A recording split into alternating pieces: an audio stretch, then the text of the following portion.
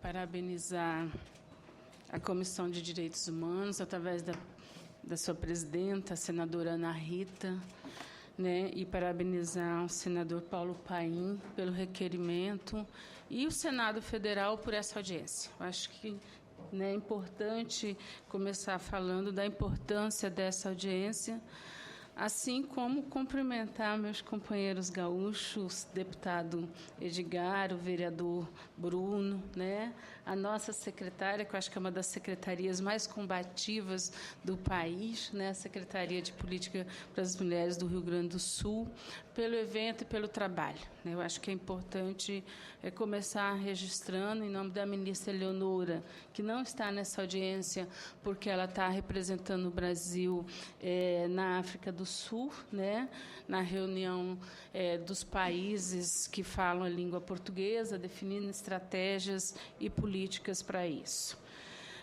Eu queria dizer da importância de você fazer o debate sobre o envolvimento dos homens no fim da violência contra a mulher, porque durante décadas o que se passou para a sociedade é que violência contra a mulher era um problema das mulheres e das feministas. Né? E, na verdade, nós precisamos entender a questão do enfrentamento da violência contra a mulher, a violência como um fenômeno político, de saúde pública, de segurança pública, que está colocado em um fenômeno de questão social no Brasil. Né? Se nós formos ver os dados, enfrentarmos os dados, a realidade em que está colocada, nós vamos ver que o Brasil é o 7º colocado em assassinatos de mulheres do mundo. Nós perdemos para o Cazaquistão, para a Bolívia. Né? Então, nós temos como países que estão em guerra. Né? Então, os homens estão matando, como disse o vereador Bruno. Né? Estão matando com requinte de crueldade. Não estão matando a partir da sua identidade de mulher, da sua identidade de gênero. Acho que isso é uma questão que nós temos que discutir. Não se mata com um tiro, se mata com 25, com 30 tiros. Não se mata com 3 ou 4 facadas, se mata com 50 facadas. Não basta matar com um tiro, tem que efetivamente machucar a vagina, o seio, o rosto, tudo aquilo que é a identidade do corpo da mulher. Esse é um fenômeno que nós estamos vivendo no Brasil.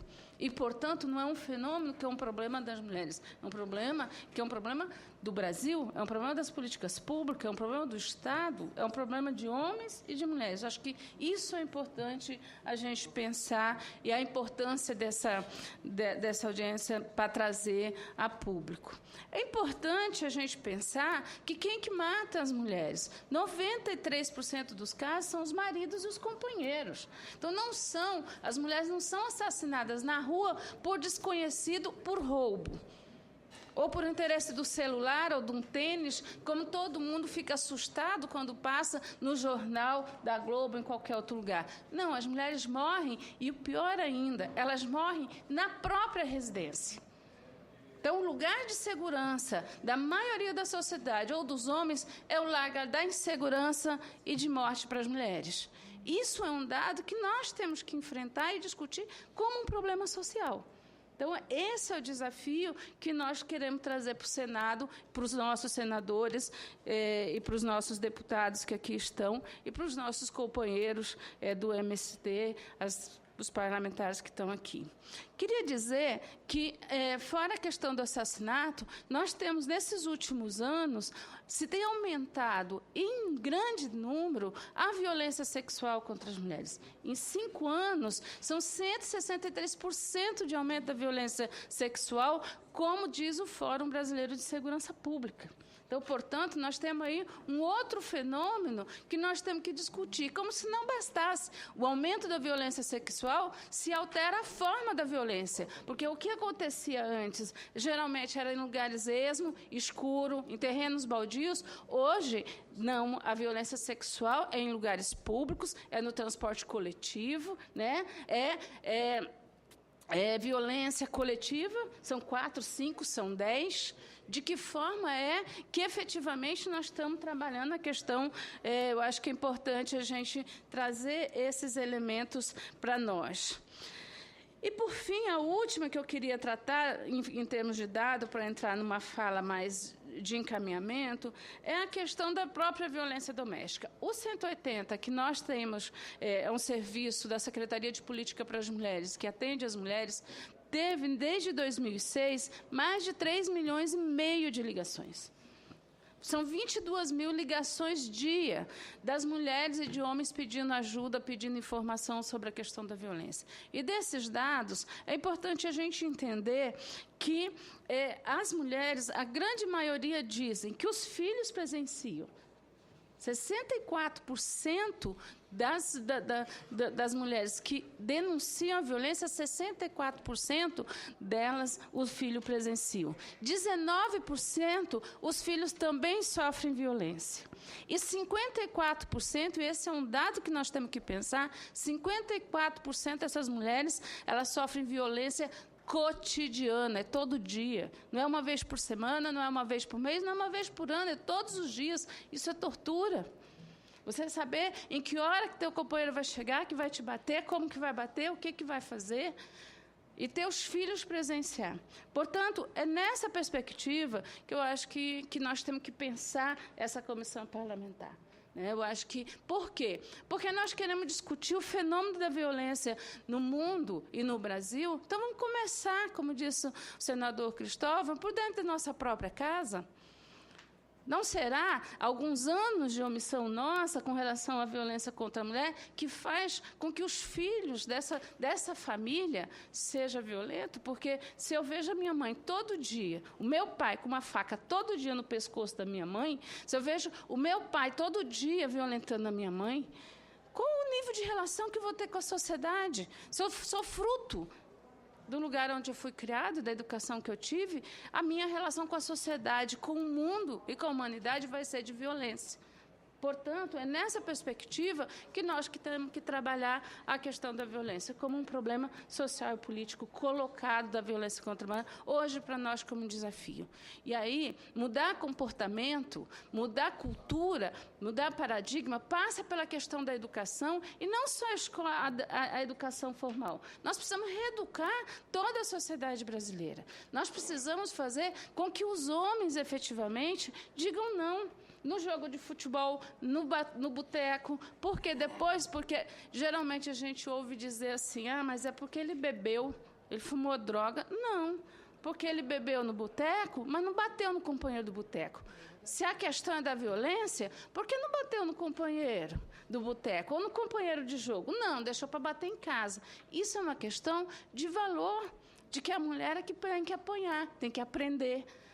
Então, nós vamos passando isso, efetivamente, o tempo todo. Então, para nós, é importante para o governo federal que tem uma política nacional. Nós temos o Pacto Nacional. Agora, a presidenta da República lançou o programa Mulher Viver Sem Violência, com várias ações de fortalecimento e de atendimento, mas nós não podemos deixar isso para que as mulheres façam. Nós precisamos transformar esse enfrentamento numa questão cotidiana, numa questão do dia a dia, a mudar o comportamento, mudar os valores culturais que estão enraizados na nossa sociedade, que passa, sim, pela questão de como você foi criado, de como você foi orientado, de quais são os papéis de homens, quais são os papéis de mulheres, mas também passa por algumas questões que, durante alguns anos, nós temos. Primeiro, da tolerância. A maioria de nós terminamos tolerando, não nos posicionando, não falando, achando que era um problema de marido e mulher, dizendo que em briga de marido e mulher não se mete a colher, aquelas brincadeirinhas, né? Ele não sabe porque está batendo, mas ela sabe porque está apanhando, e nós fomos aceitando, passando as brincadeiras como uma questão de valor, de que, de fato, as mulheres merecem apanhar, né? Então, acho que essa é uma questão que a gente tem que pensar. A segunda, já indo para o encerramento, então, a questão do poder. Não dá para a gente discutir violência contra a mulher sem discutir as relações de poder estabelecidas na sociedade, onde a sociedade é machista. Não são os homens e mulheres, é a sociedade. Homens e mulheres são criadas nessa perspectiva. Nós temos que inverter esse valor, nós temos que rediscutir, e tem que ser os homens e as mulheres a rediscutirem essa nova sociedade, essa sociedade civilizada que nós queremos e que nós precisamos para o Brasil. E a terceira, que eu acho que é importante a gente enfrentar, e os homens têm que nos ajudar nisso, é a questão da cumplicidade com relação à questão da violência doméstica. Na maioria das vezes, os homens terminam sendo cúmplices. As mulheres também, mas as mulheres terminam ficando mais quietas. Mas são cúmplices, porque acham bonito, né, na brincadeirinha, ou porque é assim mesmo. Então, nós precisamos que os homens assumam isso efetivamente como um papel deles, como um papel estratégico deles, para que nós possamos, então, ter homens e mulheres enfrentando a violência contra a mulher.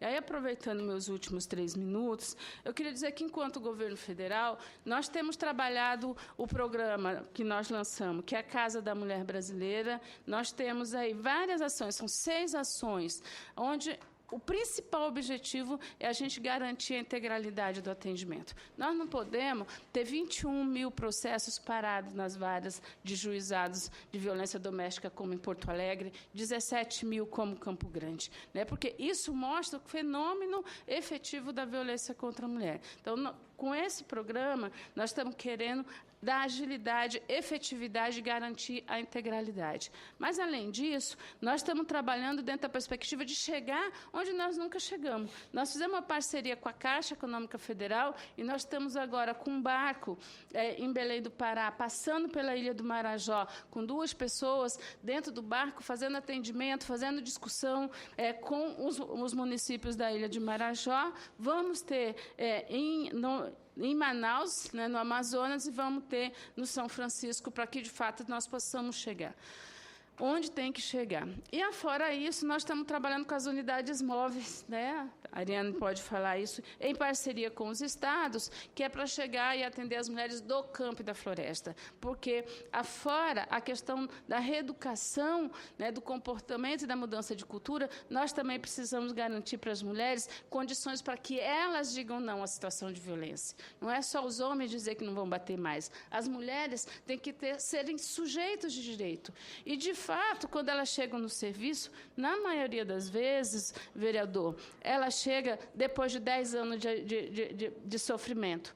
Nenhuma mulher que liga no 180 liga na primeira vez que apoiou. Nenhuma mulher que chega na delegacia chega 1 ano depois. É 5, é 10, é 15, é 20 anos de sofrimento e de violência. Portanto, é nessa perspectiva que nós precisamos resgatar essa mulher enquanto cidadã, enquanto sujeito de direito, para que ela também possa dizer, e eu acho que para o Brasil inteiro, essa mulher seja aquela mulher que tenha condições de se defender e defender aquilo que é seu e, principalmente, dizer que violência eu dou um basta, né? Eu acho que é importante a gente estar colocando, né? Nós temos, deputado, junto com a REDE, que é uma rede feminista do Rio Grande do Rio de Janeiro, uma parceria com a campanha Quem Ama Abraça, nas escolas esse ano. Nós queremos convidar vocês para nos ajudar, a gente pode estar ajudando. E, por fim, nós temos uma outra que é a Compromisso e Atitude,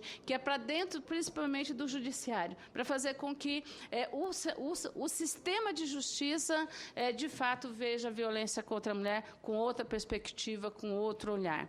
E a Secretaria de Política para as Mulheres está à disposição da Frente Parlamentar para aquilo que precisar. Muito obrigada. Muito bem.